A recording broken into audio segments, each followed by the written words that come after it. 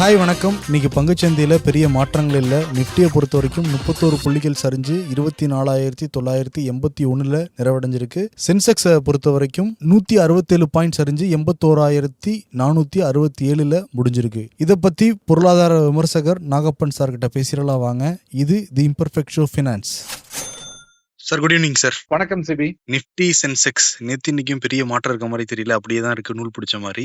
ஆமா, பெரிய மாற்றங்கள் எதுவும் இல்லை. ஒரு சின்ன இறக்கம்னு சொல்லலாமான்னு தெரியல. ஏன்னா அந்த குறியீட்டை தவிர மற்ற இண்டெக்ஸ் எல்லாமே பாசிட்டிவா தான் இருந்திருக்கு இன்னைக்கு. அதனால ப்ராடர் மார்க்கெட் எடுத்துக்கிட்டோம்னா அட்வான்ஸ் இப்ப பாம்பே ஸ்டாக் எக்ஸ்சேஞ்சில் அட்வான்ஸ் 2700, டிக்ளைன் 1200. அதுல பாதிக்கும் குறைவு. சோ விலை அதிகரித்த 2 பங்குக்கு எதிராக ஒரு பங்கினுடைய விலை தான் குறைஞ்சிருக்கு. அதை பாக்குறோம். அதே மாதிரி தேசிய பங்குச்சந்தை எடுத்துக்கிட்டாலும் இன்னைக்கு 2800 பங்குகள் வணிகமாயிருக்கு. அதுல 881 ஷேர்ஸ் டிக்ளைன் ஆயிருக்கு. 1900 அட்வான்ஸ் ஆயிருக்கு. which means டிக்ளைனை விட விலை அதிகரித்திருக்கக்கூடிய பங்குடைய எண்ணிக்கை 2 மடங்கு இருக்கத NSE BSE ரெண்டுலயுமே பாக்குறோம். அதனால சந்தை வீக்குன்னு நம்ம சொல்லிட முடியாது. புல்லிஷ் இல்ல, அவ்வளவுதான்.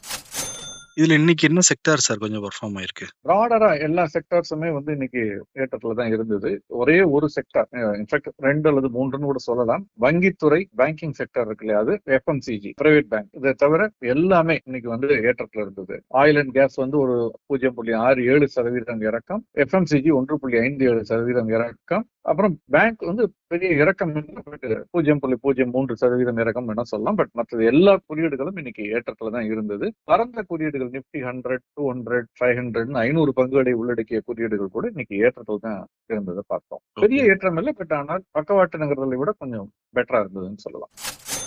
பர்டிகுலர் ஸ்டாக் ஏதாவது நீங்க நல்லா பெர்ஃபார்ம் ஆயிருக்கா? பாசிட்டிவா பாத்தீங்கன்னா நிப்டியில இருக்கிறதுல Cipla, trend, Tata Motors, SBI அதெல்லாம் நல்ல பெர்ஃபார்மன்ஸா இருந்தது. குறிப்பாக அந்த financial services, Bajaj Finserv, Bajaj finance, axis bank, ICICI bank, அதே மாதிரி டெக்னாலஜியில் எடுத்துக்கிட்டோம்னா TCS, இன்ஃபோசிஸ், இது எல்லாம் ஒரு சின்ன ஏற்றத்துல இன்னைக்கு இருந்ததை பார்க்க முடிந்தது. உலகத்துறை மற்றும் FMCG அந்த பங்குகள் பார்த்தோம்னா இன்னைக்கு குறிப்பாக FMCG பங்குகள் இன்னைக்கு இறக்கத்துல இருந்தது. ITC, நெஸ்லே இந்த மாதிரி பங்குகள் இன்னைக்கு இறக்கத்துல இருந்ததை நம்ம பார்த்தோம். அதுக்கு ஏதாவது ஸ்பெஷல் காரணம் இருக்கா சார்? ITC, நெஸ்லே இதெல்லாம் இறங்கிறதுக்கு சொல்லும்படியான காரணம் ஒன்றும் இல்லை. ஹிந்துஸ்தான் லீவர், ITC, நெஸ்லே இது எல்லாமே கொஞ்சம் கணிசமான ஏற்றத்துல இருந்த பங்குகள், தொடர் ஏற்றத்துல இருந்த பங்குகள். அதனால ஒரு கரெக்ஷன் நம்ம அதை எடுத்துக்கலாம். ட்ரெண்ட் நேத்துமே ஒரு 5% வரைக்கும் இன்க்ரீஸ் ஆயிருந்து, இன்னைக்கு ஒரு 2.5%. இது தொடர்ந்து ஏற்றத்திலேயே இருக்க வாய்ப்பு இருக்குங்களா? இது மட்டுமல்ல, இதே துறையில் இருக்கக்கூடிய ABFRL சொல்லுவோம், ஆதித்ய பிர்லா ஃபேஷன் ரீட்டைல் லிமிடெட்னு, பேண்டலூன் இந்த கடையெல்லாம் பார்த்துருப்பீங்க, ஆலன் சாலி இந்த பிராண்ட் எல்லாம் இருக்கக்கூடியது. அந்த நிறுவனத்தினுடைய பங்கு கூட இன்னைக்கு தொடர் ஏற்றத்துல நேற்றுக்கு இன்னைக்கு இருந்ததை பார்த்தோம். இது ஒரு கன்சியூமர்ஸோட ஒரு எக்ஸ்பெக்டேஷன் அது அவங்க நிறைய அஸ்பைரிங்கா வாங்குறாங்கிறத பொறுத்து இருக்கு. காலாண்டு முடிவுகள் ஒருவேளை நல்லா இருக்கலாம். அது குறித்த தகவல்களை சில பேர் கணித்து இருக்கலாம். அது கூட ஒரு காரணமா இருக்கலாம். போக போதான் தெரியும். பர்டிகுலர் ஸ்டாக் பத்தி எதுவும் பாக்குறது இல்ல சார். இருந்தா கூட நம்ம நேர் ஒருத்தர் ஒரு கேள்வி கேட்டிருக்காரு. ஸ்ரீ அதிகரி அதோடைய பங்கோட விலை 52 வீக்ஸ் ரேஞ்ச் பாக்குறப்ப ₹1.5 இருந்திருக்கு. அதே பாக்குறப்ப ஹையஸ்ட்னு பாக்குறப்ப ₹967 வரைக்கும் வந்திருக்கு. ₹1.5 வாங்கியிருந்தோம்னா இந்நேரம் நம்ம பெரிய கோடீஸ்வரனா இருக்காம போல இருக்கே சார். ஒரு ₹1,00,000 வாங்கியிருந்தா கூட. ஏன் சார் இவ்வளவு தூரம் இன்க்ரீஸ் ஆயிருக்கு? காரணம் என்ன சார்? நிறைய கணக்குகள் எல்லாம் போட்டிருந்தாங்க. 53,000 மடங்கு ஏறி இருக்கு, 5,500% இப்படி எல்லாம் ஏதோ போடுறாங்க கணக்கு. இதெல்லாம் பட் விஷயத்தை கவனிக்கணும். நம்ம என்னன்னா 2019-20 இது திவாலாகக்கூடிய அளவுல இருந்த ஒரு நிறுவனம். இது ஊடகத்துறையில இருக்குது.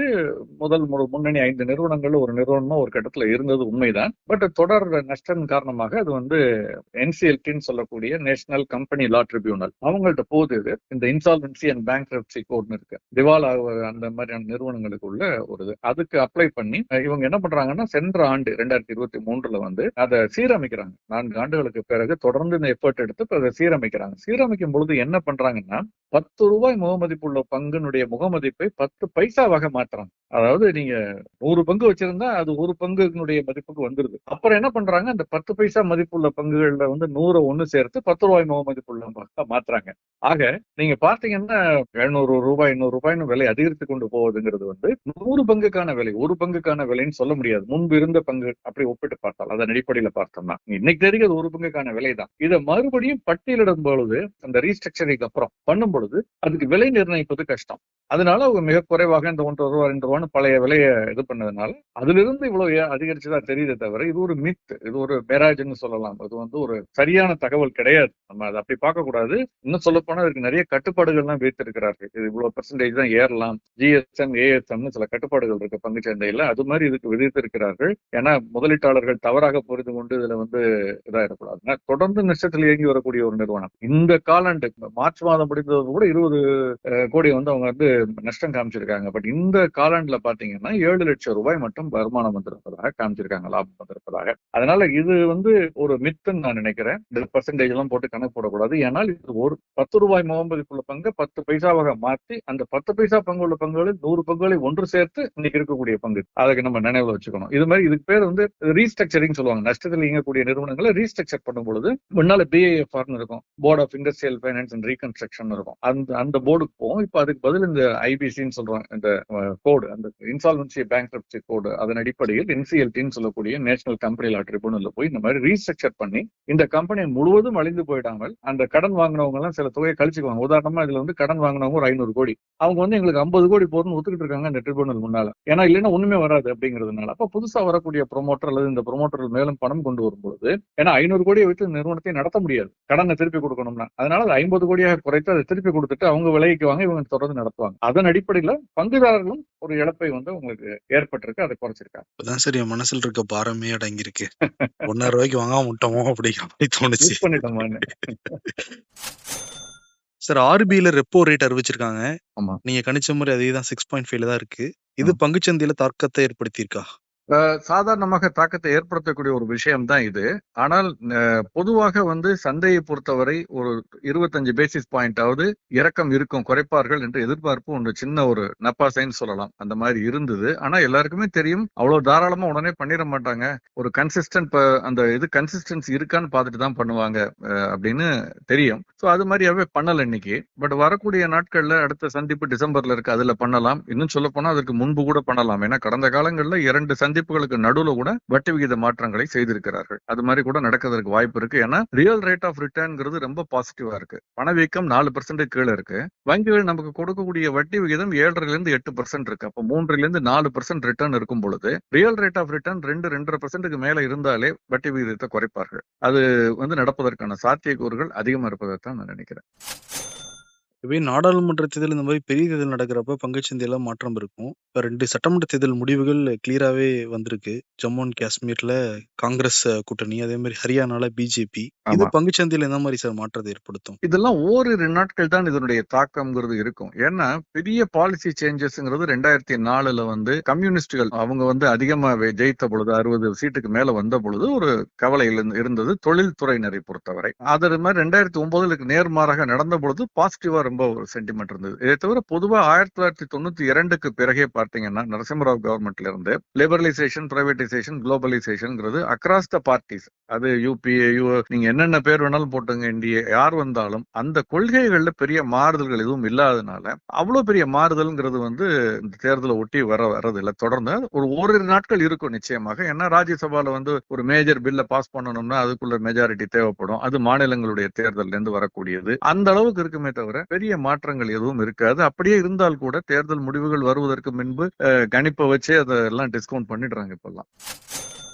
பங்குச்சந்தையில வேற என்ன சார் செய்திகள் இருக்கு? ஓரிரு நாட்களுக்கு முன்பு நம்ம வந்து USFDA அப்படின்னு அதை பத்தி பேசணும். யுனைடெட் ஸ்டேட்ஸ் உடைய ஃபுட் அண்ட் ட்ரக் அட்மினிஸ்ட்ரேஷன் அவங்க வந்து ஒரு நிறுவனத்துல வந்து லூப்பின் அது மாதிரி ஒரு நிறுவனங்கள்ல இன்ஸ்பெக்ஷன் பண்ணும் பொழுது குறைபாடுகளை கண்டுபிடித்ததுனால அந்த நிறுவனங்களுடைய பங்கு விலை வந்து குறைந்ததை பத்தி பேசிக்கிட்டு இருந்தோம். இப்ப அதே மாதிரி இப்ப பாத்தீங்கன்னா அலிம்பிக் ஃபார்மா அப்படிங்கிற நிறுவனம் குஜராத்ல இருக்குது. அந்த நிறுவனத்தை வந்து USFDA வந்து இன்ஸ்பெக்ஷன் பண்ணிருக்காங்க. அதுல எந்த அப்சர்வேஷனும் இல்லை, எந்த குறைபாடுகளும் இல்லைன்னு கிளியரன்ஸ் கொடுத்திருக்காங்க. ஆங்காலஜி சம்பந்தமான ஃபார்முலேஷன்ஸ் அவங்க பண்றாங்க. சோ அதனால அந்த பங்கினுடைய விலை எந்த விதமான பாதிப்பும் இல்லைன்னு சொன்னதுனால சாதகமாக எடுத்துக்கிட்டு அந்த பங்கினுடைய பங்கினுடைய விலை இன்னைக்கு 5% ஏறி இருக்கு. இந்த மாதிரி காலகட்டத்துல வந்து நம்ம வந்து உடனே வாங்கலாமா சார் அப்படின்னா, இந்த ஒரு காரணத்தை மட்டும் வைத்து அந்த பங்கை வாங்கக்கூடாது.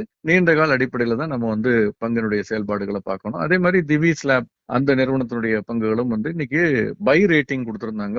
ஒரு நிறுவனம் சிட்டி அந்த ரிசர்ச் அந்த நிறுவனம் வந்து பை ரேட்டிங் கொடுத்தாங்க. இதுல என்ன வேடிக்கைன்னா, அவங்க வந்து நேற்று வணிகமான லெவல்ல இருந்து ஒரு 15% வரைக்கும் ஏறதுக்கு வாய்ப்பு இருக்குன்னு சொன்னாங்க ஒரு ஆண்டுல. ஆனால் இன்னைக்கே 7% ஏறிடுச்சு. 5,921 ரூபாய் வரைக்கும் அது போனுச்சு. 7% அதிகரிச்சு போயிருந்தது. அவங்க கொடுத்த டார்கெட்டே 6,400 தான். அதுல கிட்டத்தட்ட பாதியை வந்து இன்னைக்கே அச்சீவ் பண்ணிருச்சு. இந்த மாதிரி எல்லாம் சந்தை வந்து சில சமயங்களில் அதிவேகமாக இருக்கும். நம்ம கவனமா இருக்கணும். கமாடிட்டி அந்த க்ரூட் ஆயில் சார் இன்னும் டென்ஷன் இருந்துட்டு தான் இருக்கு.